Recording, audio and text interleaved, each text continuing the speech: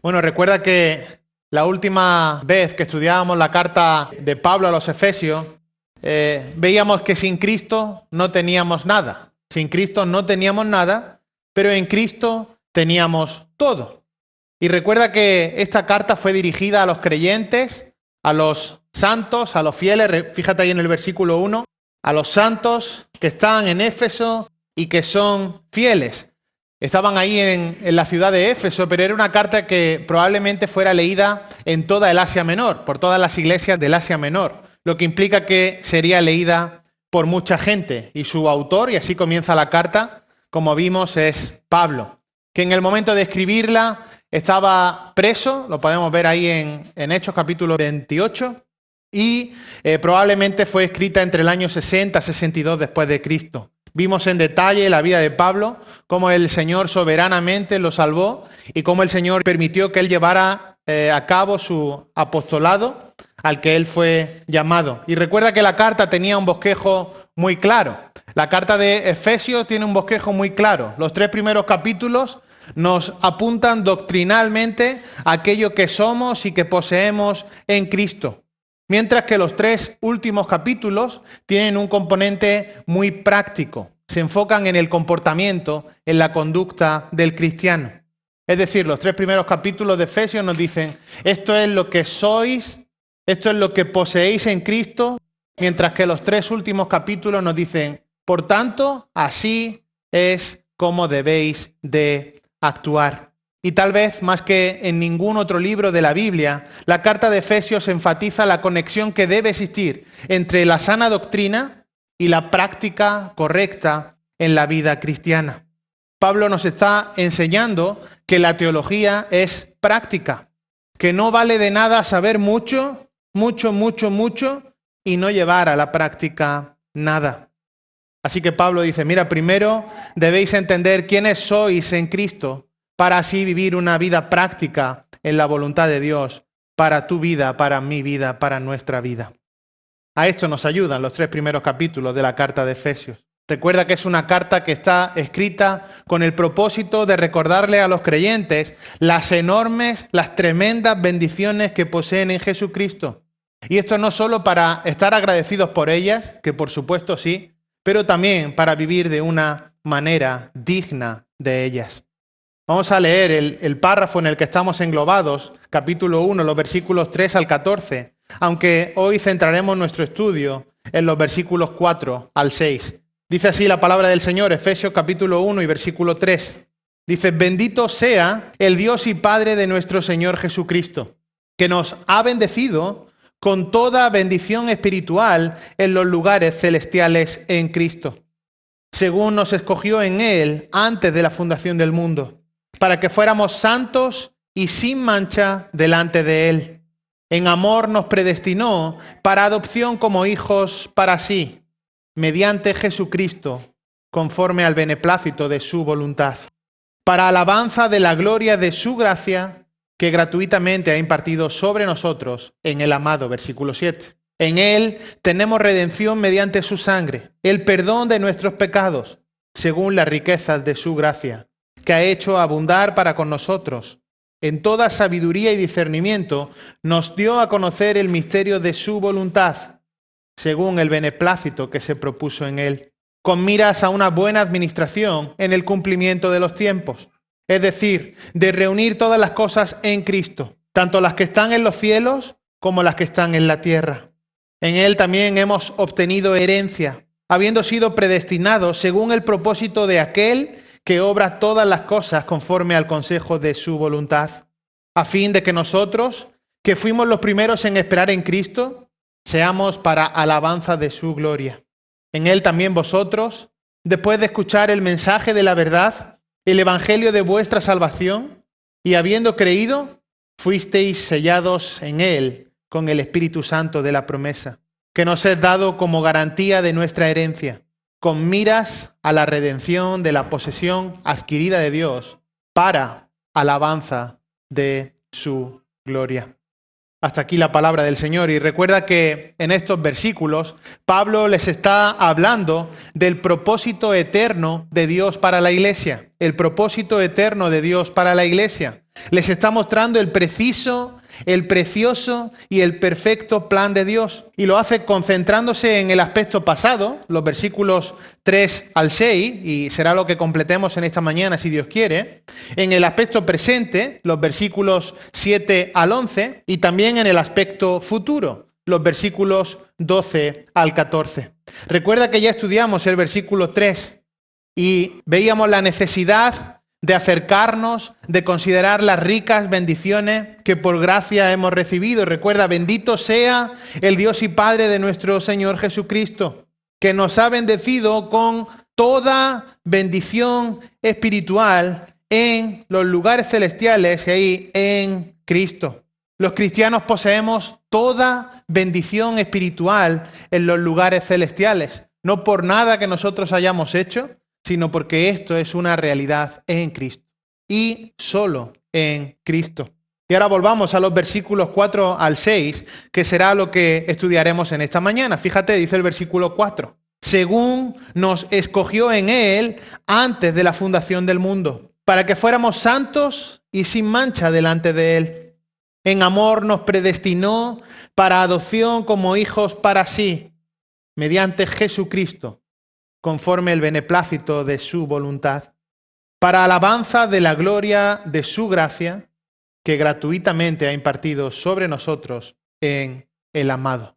Ahora, la pregunta podría ser, ¿qué determina nuestra salvación?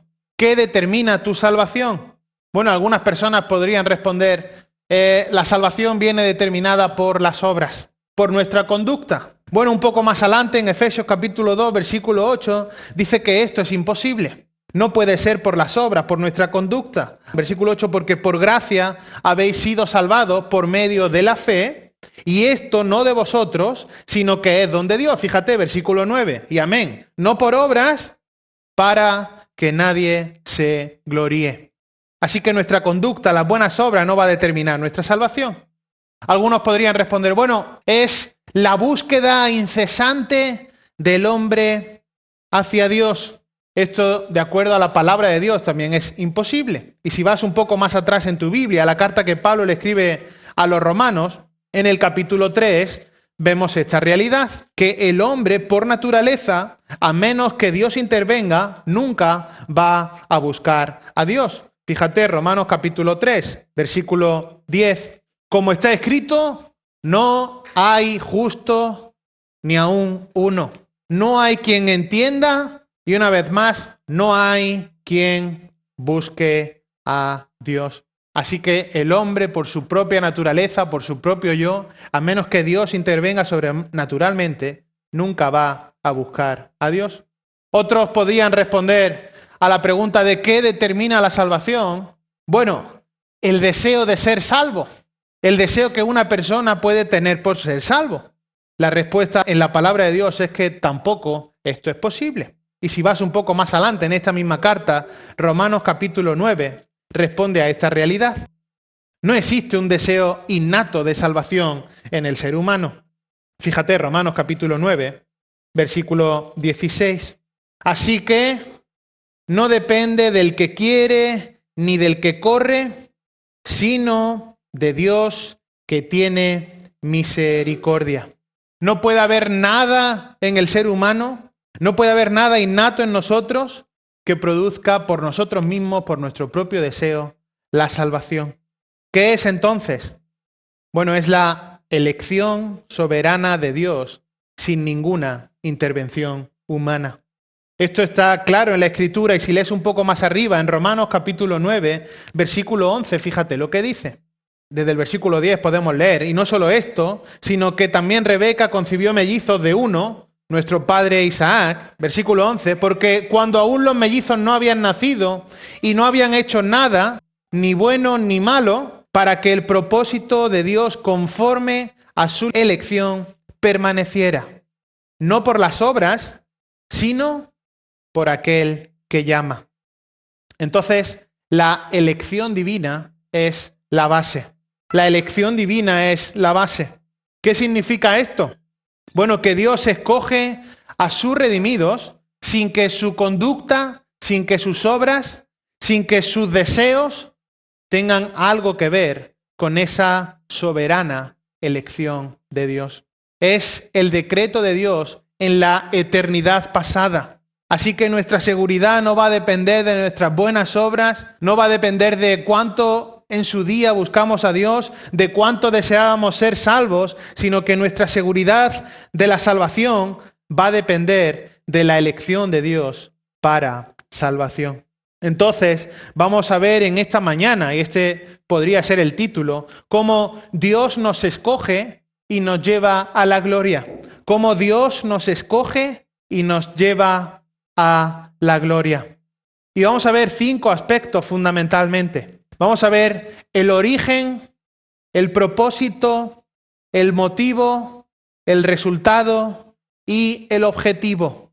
Recuerda, Dios nos escoge y nos lleva a la gloria. De vuelta a Efesios capítulo 1 y versículo 4. Y vamos a ver en primer lugar el origen de la salvación. El origen de la salvación. Y esto nos lleva a considerar de manera directa su elección soberana. La elección soberana de Dios. Hay una realidad, una certeza bíblica, y es que Dios nos escogió. Dios nos predestinó. Hay 2 verbos claves, uno ahí en el versículo 4, escogió, otro ahí en el versículo 5, nos predestinó, y puedes marcarlo ahí en tu Biblia. Esto es una doctrina que para algunos es controversial, porque creen que decir esto, lo que dice la Biblia, niega la bondad de Dios o la justicia de Dios. Pero esto no es así en absoluto.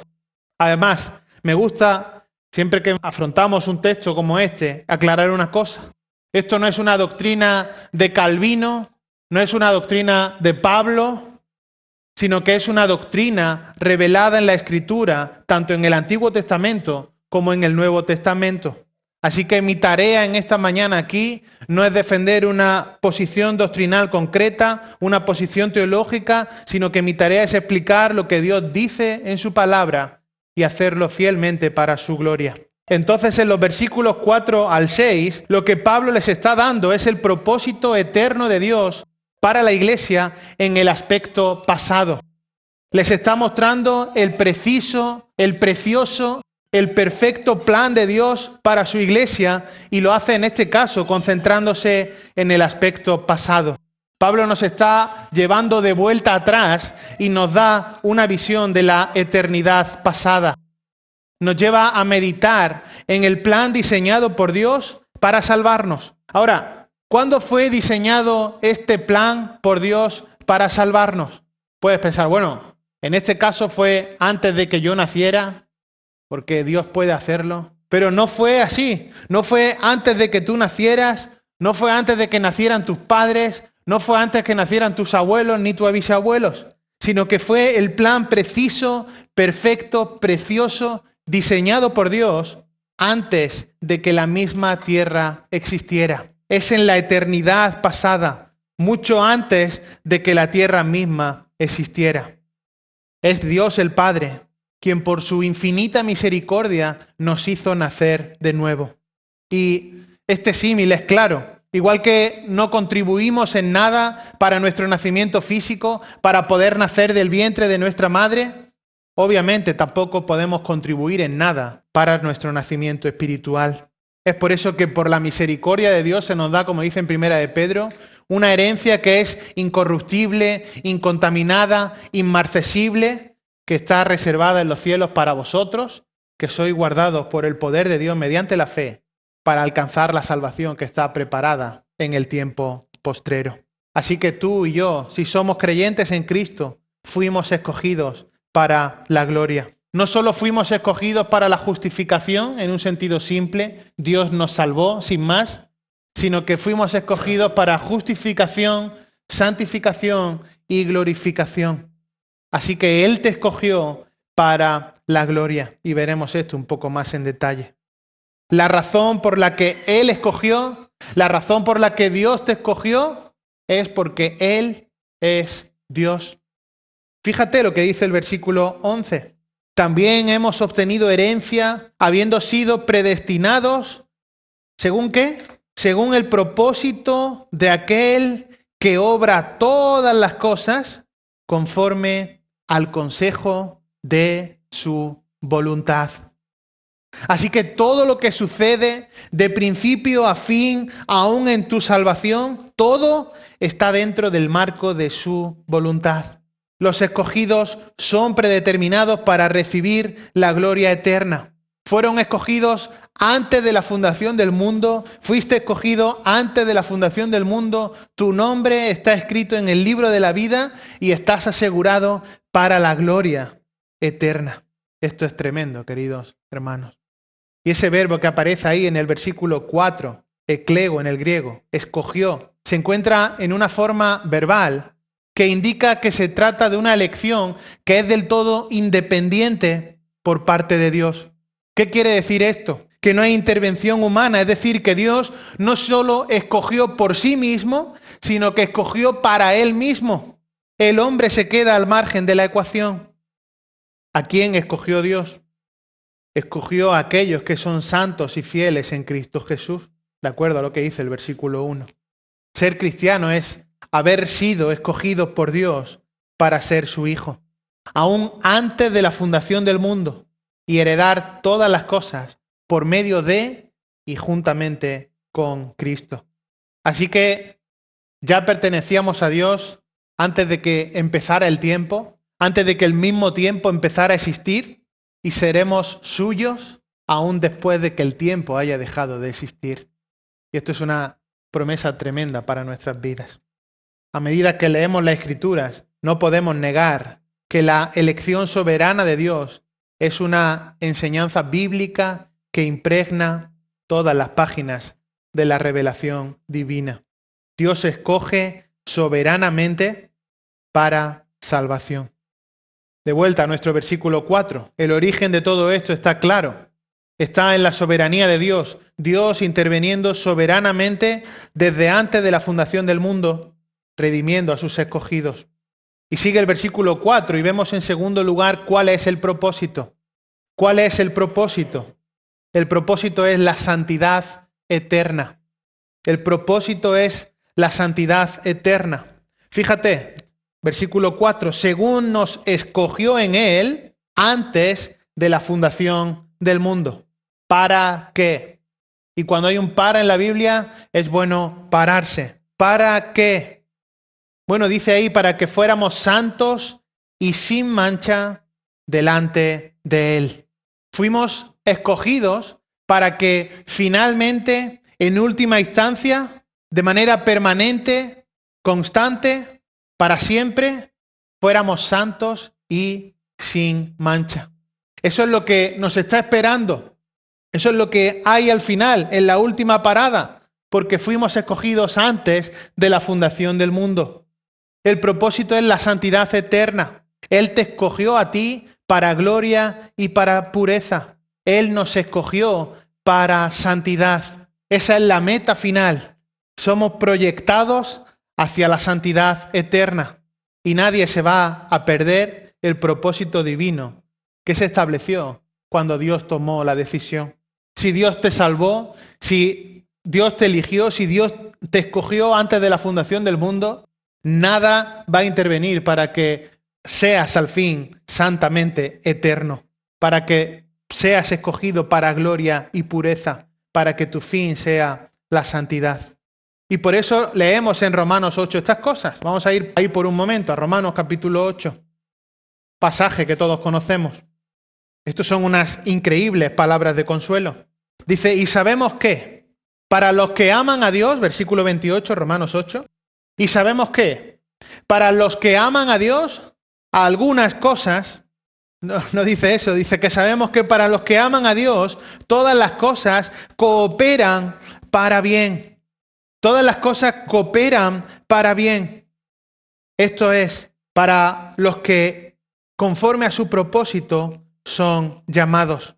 Si has sido llamado conforme a su propósito divino, si tu nombre está escrito en el libro de la vida, aún antes de la fundación del mundo, entonces todo, absolutamente todo, se está moviendo en la dirección del cumplimiento del propósito de Dios, el cual es hacerte eternamente santo y llevarte a su gloria.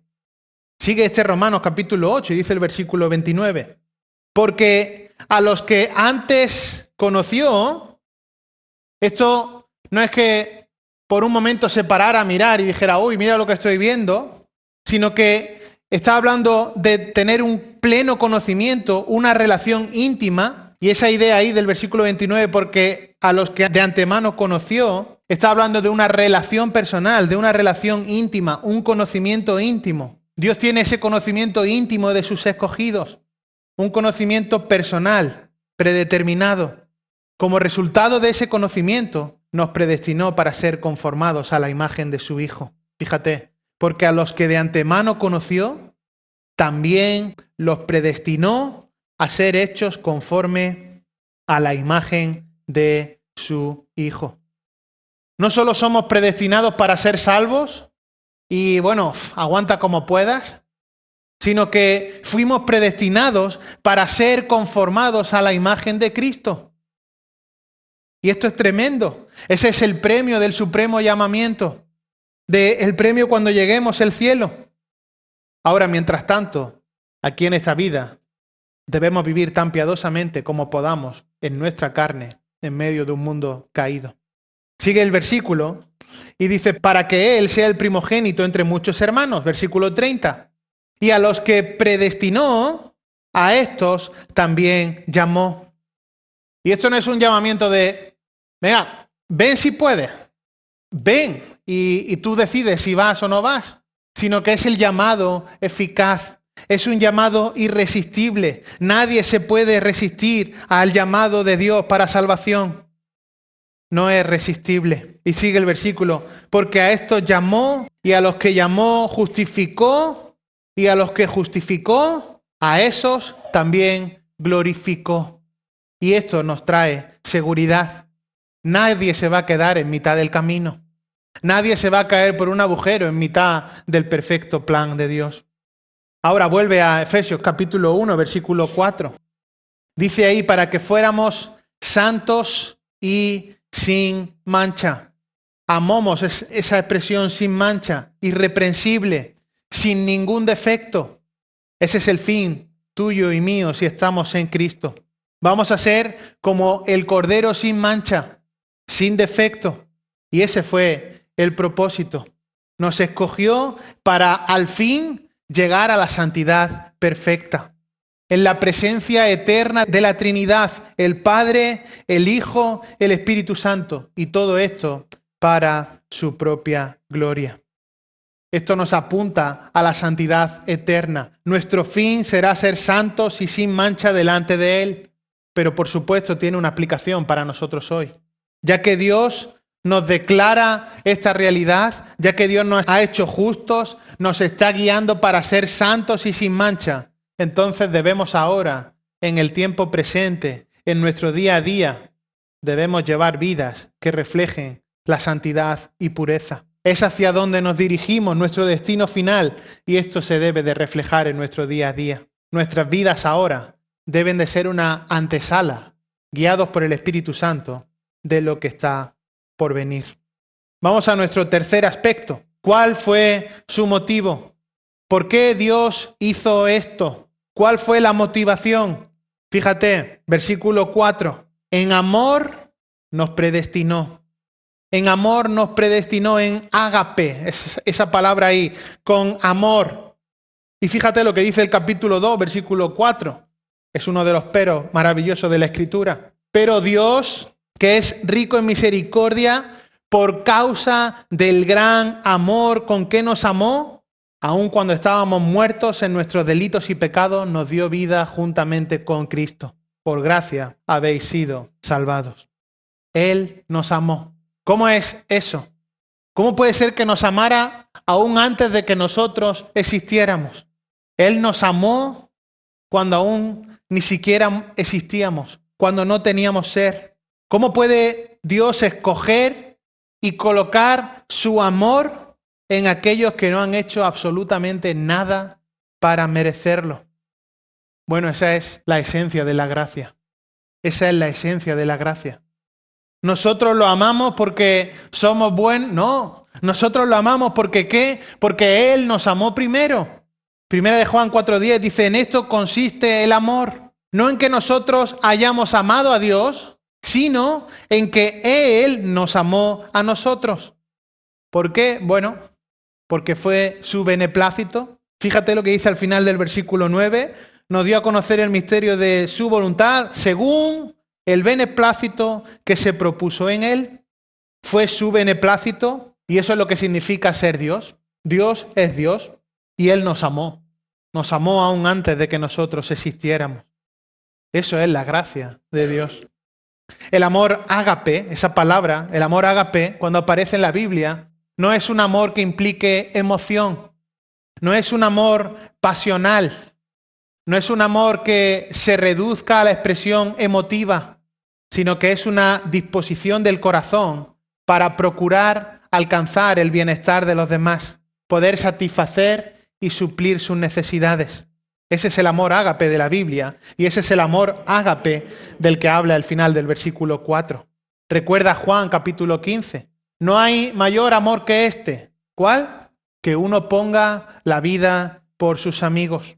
Y eso es exactamente lo que el Señor Jesús mismo hizo en favor de aquellos a quienes Dios había escogido para salvación.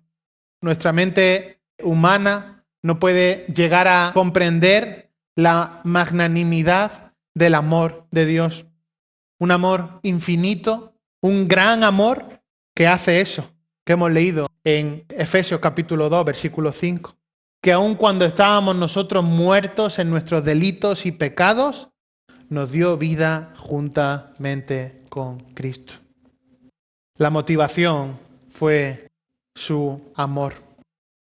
Ahora, en cuarto lugar, ¿cuál es el resultado de su elección? ¿Cuál es el resultado de la elección para salvación de Dios? Sigue el versículo 5 y dice, nos predestinó para, y ahí hay otro para, y te animo a pararte, para adopción como hijos para sí, mediante Jesucristo. Él nos predestinó para adopción como hijos para sí, mediante Jesucristo. Esto significa que no solo nos escogió, no solo nos predestinó para salvación, no solo nos hizo súbditos de su reino, sino que además nos hizo de su familia. Somos hijos en su familia. Y esto lo vemos a lo largo de todas las epístolas del Nuevo Testamento. Es una doctrina que nos da alegría, ¿verdad? Saber que somos parte de la familia de Dios, que podemos decir, Abba Padre, como ahora veremos, una doctrina gozosa. Esto dice Gálatas capítulo 3, versículo 26, pues todos sois hijos de Dios por la fe en Cristo Jesús. Así que tú y yo somos hermanos y somos hijos de Dios, estamos en la familia de Dios. Gálatas capítulo 4, versículo 4. Dice, pero cuando vino el cumplimiento del tiempo, Dios envió a su Hijo, nacido de mujer y nacido bajo la ley, para que redimiese a los que estaban bajo la ley, a fin de que recibiésemos la adopción como hijos. Y por cuanto sois hijos, Dios envió a vuestros corazones el espíritu de su Hijo, el cual clama, Abba, Padre. Y esto es una expresión tremendamente íntima. Es una expresión que solo un hijo le puede decir a su padre cariñosamente. Como una niña le puede decir a su papá, papi. Bueno, salvando las distancias, esa es la idea. Es una relación íntima. Abba, Padre. Ya no eres esclavo, sino hijo. Y si hijo, también heredero. Herederos de Dios. Tremendo. Somos sus hijos. Y Filipenses capítulo 2 lo dice también de una manera hermosa. Versículo 15 y 16. Para que seáis irreprensibles y sencillos. Hijos de Dios sin mancha. En medio de una generación maligna y perversa. En medio de la cual resplandecéis como luminares en el mundo. Ha sido en la palabra de vida. Sois hijos de Dios sin mancha. En medio de una generación maligna y perversa. Esta es la obra de Dios. Esta obra es solo de Dios. Y esta obra de elección de Dios conduce a nuestra gloria eterna. Es una bendición inefable. Es una bendición que no podemos comprender, el hecho de que se nos conceda vida espiritual en la regeneración. Y todos estamos de acuerdo con esto es algo incomprensible. Pero también es una bendición el hecho de que hayamos sido librados del castigo del pecado. Recuerda, la paga del pecado es muerte, pero aquellos que hemos sido librados de esta carga por medio de Cristo no vamos a sufrir eso. Sufriremos la muerte física, pero no la muerte espiritual. Por supuesto que es una tremenda bendición haber sido declarados justos en Cristo Jesús. Es una bendición haber sido sellados con el Espíritu Santo de la promesa. Y podríamos decir, mira, con todas estas bendiciones ya, teniendo todo esto, habiendo sido salvados, regenerados, habiendo sido sellados por el Espíritu Santo, declarados justos, habiendo sido librados de la paga del pecado, ya me vale. Claro que sí. Podríamos decir que si todas las bendiciones espirituales que habla el versículo 3 se detuvieran en este punto, ya sería suficiente. Tengo regeneración, tengo perdón, tengo justificación. Nadie podría ya cuestionar la gracia de Dios. Nadie podría cuestionar la bondad de Dios. Pero aquí, en esta expresión tremenda de amor, Dios no solo nos da el nuevo nacimiento, sino que además nos adopta en su familia. Y esto tiene implicaciones prácticas y directas sobre nuestra vida. No solo nos ha hecho nacer de nuevo, sino que ahora podemos cada día relacionarnos con Él. No solo como el que nos dio vida espiritual, como el que nos ha provisto de la justicia legal, sino también como nuestro Padre amoroso y compasivo. Podemos decir, Abba, Padre. Esto es maravilloso y es por su infinito amor. Por esta razón, algunos teólogos han dicho que la adopción es el privilegio más alto, el privilegio mayor que ofrece el Evangelio. Porque no se puede obtener nada más en esta vida, no hay nada tan comparable como el hecho de ser el Hijo de Dios por toda la eternidad. Alguien a quien Jesús, el mismo Hijo de Dios, el Dios encarnado, va a llamar hermano. Este privilegio, solo pensarlo, nos perdemos, ¿verdad? Y asombra nuestra imaginación. Pero esta es la gracia admirable de toda gracia. Por eso Juan exclama y dice, mirad cuál amor nos ha dado el Padre para que seamos llamados hijos de Dios. Tremendo. Para adopción como hijos, para sí, mediante Jesucristo. Esto nos lleva a considerar el último punto que planteábamos. Entonces, ¿por qué Dios nos escoge y nos lleva a la gloria? ¿Por qué? ¿Cuál es el fin? ¿Cuál es la meta? Hemos visto que el origen está en la elección soberana de Dios, que el propósito es la santidad eterna, que el motivo, la motivación es el amor, ágape, amor, que el resultado es ser hijos, ser adoptados como hijos, estar en la familia de Dios. ¿Cuál es entonces el fin? ¿Cuál es la meta?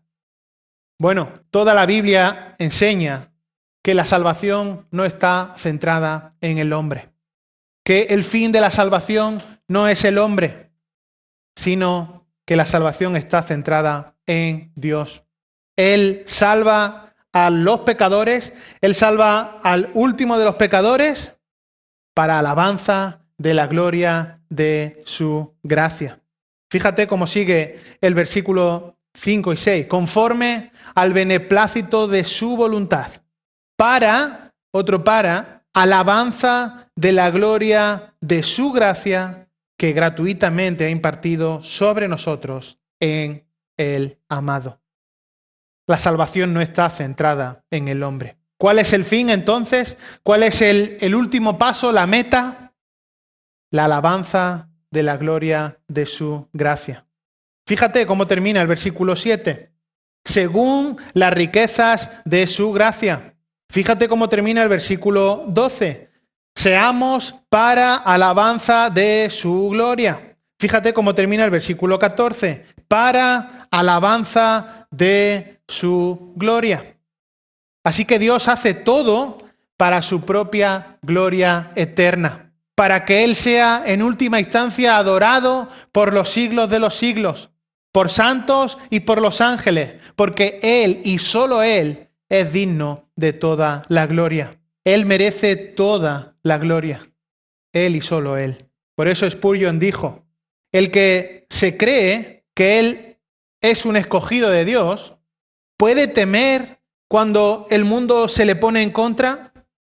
Aun si la tierra fuera alterada, el escogido habita en perfecta paz, porque está en el lugar secreto del tabernáculo del Altísimo, en la gran protección del Todopoderoso.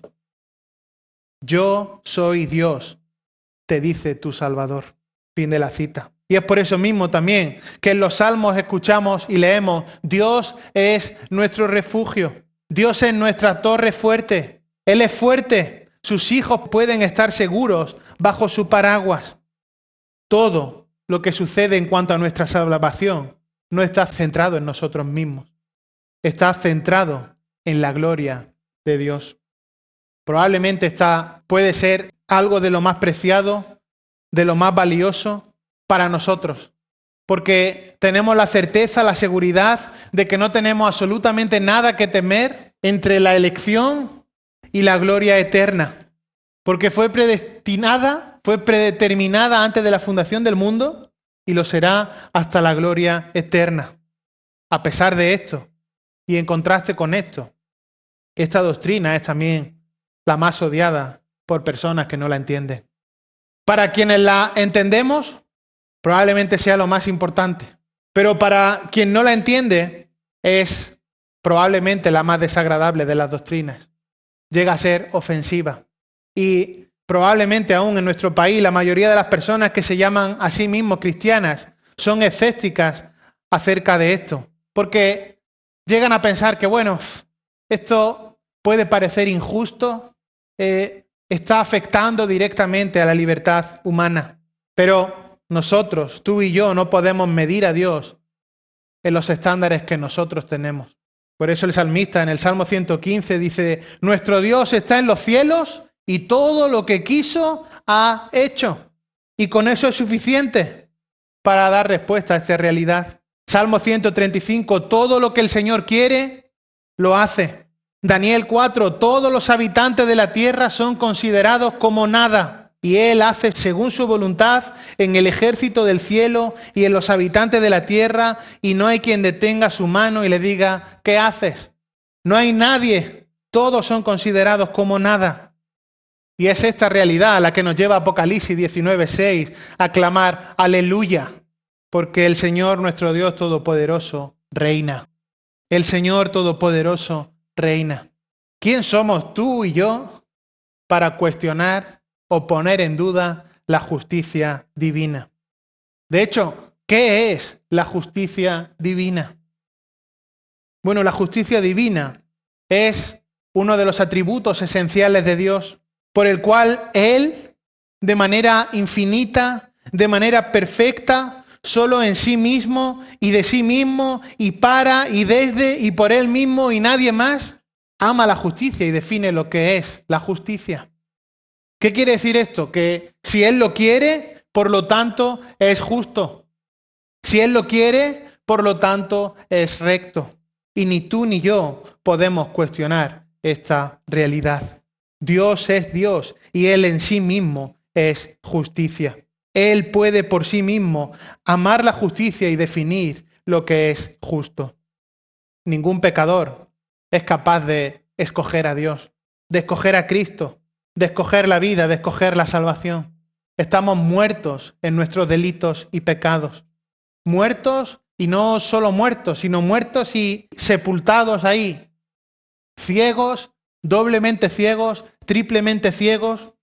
Por eso la salvación es una obra de Dios únicamente. Y una y otra vez la Biblia dice que Dios escoge a quien Él va a salvar. El que escogió es Dios. Recuerda, mas por Él estáis vosotros en Cristo Jesús. Estamos en Cristo Jesús porque fuimos escogidos. Entonces, si estás en Cristo Jesús porque fuiste escogido, si por Él, por Dios, estamos en Cristo Jesús, entonces si quieres gloriarte, no te gloríes en nada ni un 0,01% de ti, sino gloríate en el Señor, porque toda la obra es de Él. Vamos por un momento a Romanos capítulo 9. Dice Romanos 9, versículo 14. ¿Qué diremos entonces? ¿Que hay injusticia en Dios? En ningún modo. Porque Él dice a Moisés, tendré misericordia del que yo tenga misericordia, y tendré compasión del que yo tenga compasión. Así que no depende del que quiere ni del que corre, sino de Dios que tiene misericordia. Así que Dios salva a quien Él quiere. Porque la Escritura dice a Faraón, versículo 17, para esto mismo te he levantado, para demostrar mi poder en ti y para que mi nombre sea proclamado por toda la tierra. Así que del que quiere, tiene misericordia, y al que quiere, endurece. Me dirás entonces, ¿por qué pues todavía reprocha a Dios? Porque ¿quién resiste a su voluntad? Versículo 20. Al contrario, ¿quién eres tú, oh hombre, que le contestas a Dios? ¿Dirá acaso el objeto modelado al que lo modela, ¿por qué me hiciste así? ¿O no tiene el alfarero derecho sobre el barro de hacer de la misma masa un vaso para uso honorable y otro para uso ordinario? ¿Y qué? Si Dios, aunque dispuesto a demostrar su ira y hacer notorio su poder, soportó con mucha paciencia los vasos de ira preparados para destrucción, lo hizo para dar a conocer las riquezas de su gloria sobre los vasos de misericordia que de antemano Él preparó para gloria. Es decir, nosotros, a quienes también llamó, no solo de entre los judíos, sino también de entre los gentiles. Tremendo. Ahora, el énfasis de la elección en Efesios capítulo 1, de hecho en toda la carta de Efesios, está centrado en Cristo. Siempre la elección está ligada a Cristo. Y por eso el énfasis desde el versículo 3 en Cristo, puedes marcarlo ahí al final del versículo 3, en Cristo, versículo 4, según nos escogió en Él, para que fuéramos santos y sin mancha delante de Él, en amor nos predestinó para adopción como hijos para sí mediante Jesucristo, y al final del versículo 6, en el amado. Efesios presenta esta doctrina maravillosa de la elección de Dios ligada a Cristo. Él nos escogió en Él, en Cristo. El Padre escoge, el Padre atrae. Recuerda que dice, ninguno puede venir a mí si el Padre que me envió no le trajere. El Padre escoge, el Padre atrae al Hijo y el Hijo recibe. Y entonces el Hijo, como también dice en la palabra, no pierde nada, sino que lo resucitará en el día postrero. Y dice el Señor, y esta es la voluntad de mi Padre, que todo aquel que ve al Hijo y cree en Él, tenga vida eterna, y yo le resucitaré en el día postrero. La elección no hace a Dios malo. La elección no hace a Dios injusto, sino que la elección exalta a Dios. La elección aplasta la soberbia del hombre.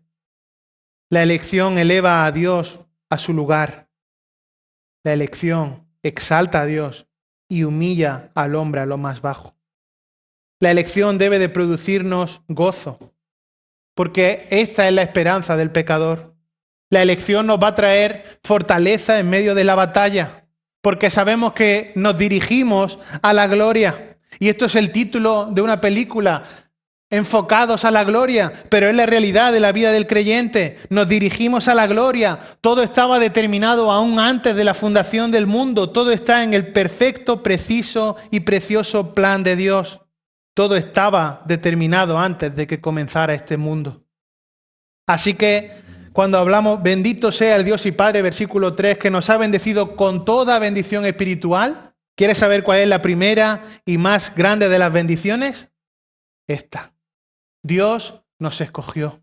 Dios nos salvó y nos lleva a la gloria eterna. Esta bendición abarca todas las demás. Ahora, esto que acabamos de comentar, por supuesto, no niega nuestra responsabilidad ante Dios. Por supuesto que el ser humano es responsable ante Dios y tenemos nuestra responsabilidad por nuestro pecado. Somos responsables de nuestra condición pecaminosa ante Dios. Nuestra situación sin Cristo es trágica debido a nuestra condición pecaminosa. Entonces necesitamos arrepentirnos de nuestro pecado, mirar al Señor y reconocerle como el Señor y Salvador de nuestra vida. La pecaminosidad universal del hombre es obvia. El pecado impregna cada aspecto de nuestra existencia. Lo vemos a nuestro alrededor. Nos impacta de manera individual, pero también en nuestra sociedad. Todo. El pecado está profundamente arraigado en nosotros y llega a condicionar cada pequeño o mínimo paso que damos. Pero solo podemos ser salvos en Cristo, por sus méritos en la cruz. Por eso constantemente desde este púlpito, en nuestras vidas, en nuestros entornos, proclamamos a Cristo como Señor y Salvador.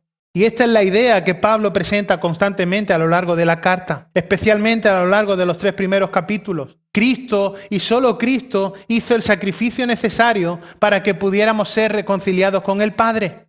Así que toda bendición espiritual, todo lo que podemos poseer, toda riqueza, todo es solo en Cristo.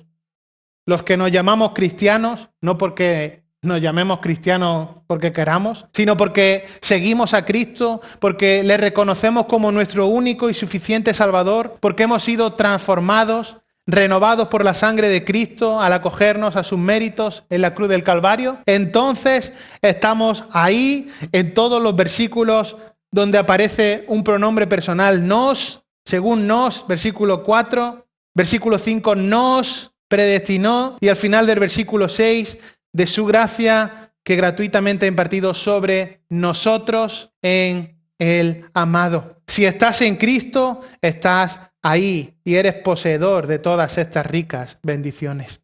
Toda bendición espiritual en los lugares celestiales es tuya. Entonces esta realidad debe de marcar nuestro estilo de vida. Nos debe hacer vivir centrados, enfocados en alabar a Dios y en vivir para Cristo. Esto debe condicionar nuestro día a día, nuestra vida de familia, nuestras relaciones con los demás, todo, absolutamente todo. Ahora, puede ser que hoy tú también estés ajeno a estas ricas bendiciones.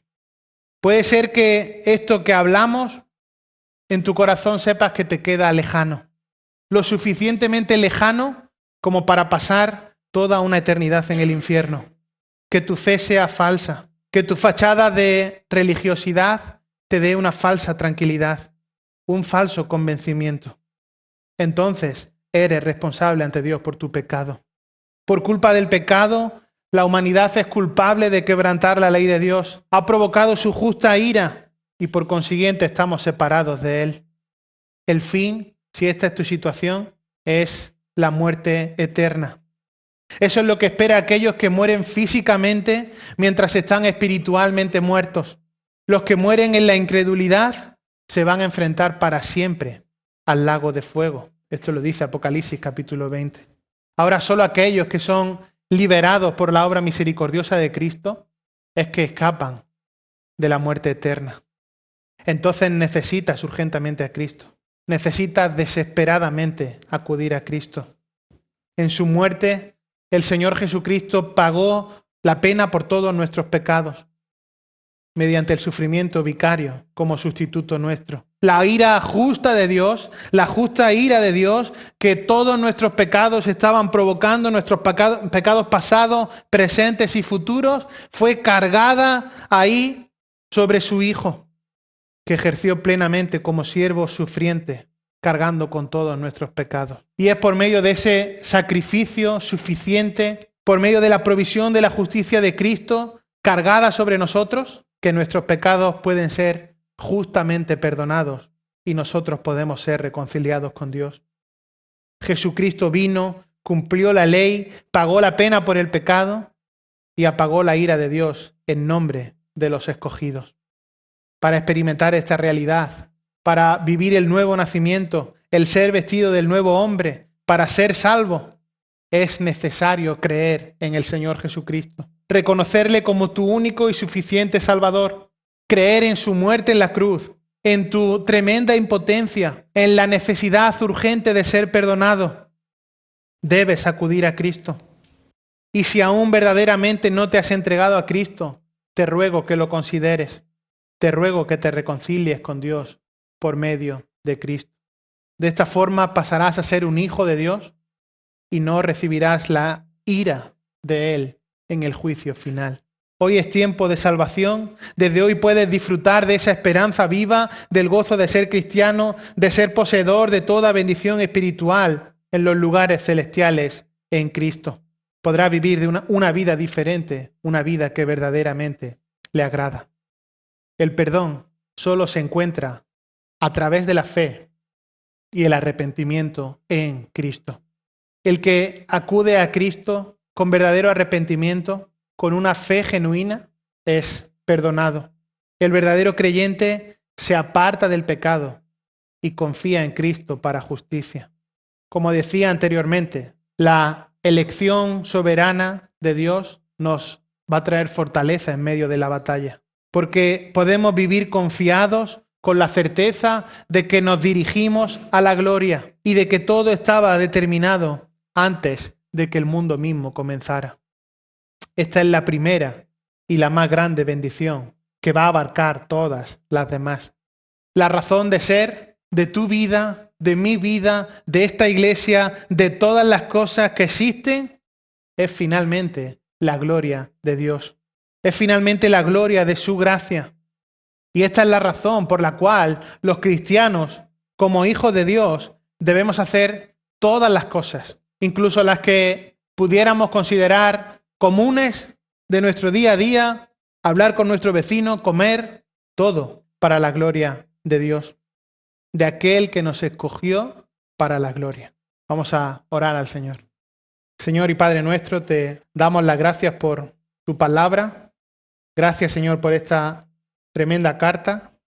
Y gracias porque no estamos abandonados, no somos como un palo que se desliza flotando corriente abajo, sino que somos hijos de Dios encaminados a la gloria. Y gracias porque eso fue determinado ya en la eternidad pasada. Gracias porque nos has amado. Gracias por Cristo y la obra en la cruz. Y te ruego, Señor, que si aún en esta mañana alguien no te conoce, Señor, pueda examinar su vida, la realidad espiritual, y pueda, Señor, confesar su pecado, arrepentirse y reconocerte como Señor. Gracias, Señor, por todas las bendiciones que en Cristo poseemos, y ayúdanos, Señor, a vivir esta vida de una manera digna, siendo, Señor, conscientes de que el fin que nos espera es ser santos y sin mancha. Ayúdanos, Señor, a vivir para tu gloria, descansando en ti y en el perfecto plan para nuestras vidas. Le damos a ti toda la gloria que solo tú mereces. En Cristo Jesús, nuestro Salvador. Amén.